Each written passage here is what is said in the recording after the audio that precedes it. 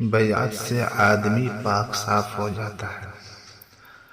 حضرت خواجہ صاحب رحمۃ اللہ علیہ فرماتے ہیں، یعنی حضرت خواجہ عزیز الحسن مجذوب رحمۃ اللہ علیہ، جو حضرت تھانوی رحمۃ اللہ علیہ کے اجل خلفاء میں سے تھے، وہ فرماتے ہیں میرا بیعت ہونے کو بہت جی چاہتا تھا مگر ہمت نہیں ہوتی تھی، کیونکہ مجھے یہ فکر دامن گیر تھی کہ اگر بیعت ہونے کے بعد بھی گناہ ہوتے رہے تو بیعت ہونے سے کیا فائدہ۔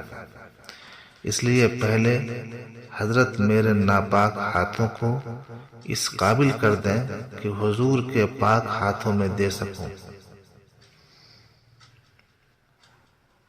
آقر کی عرض مذکور پر تمثیلاً فرمایا کہ ایک دریا تھا، اس کے پاس ایک ناپاک اور میلا کچیلا آدمی آیا۔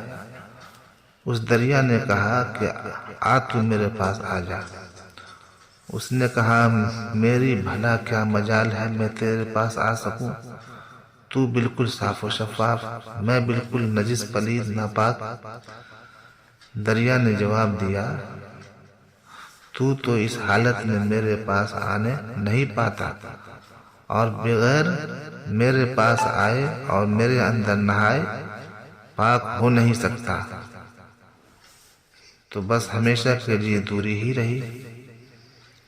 ارے بھائی، پاک ہونے کی تدبیر بھی تو یہی ہے کہ بس آنکھیں بند کر کے بلا پس و پیش میرے اندر کود پڑ، بس پھر فوراً ہی میرے اندر سے ایک ایسی موج اٹھے گی جو تیرے سر پر ہو کر گزر جائے گی اور آن کی آن میں تیری ساری نجاستوں کو دھو کر تجھے سر سے پاؤں تک بالکل صاف کر دے گی۔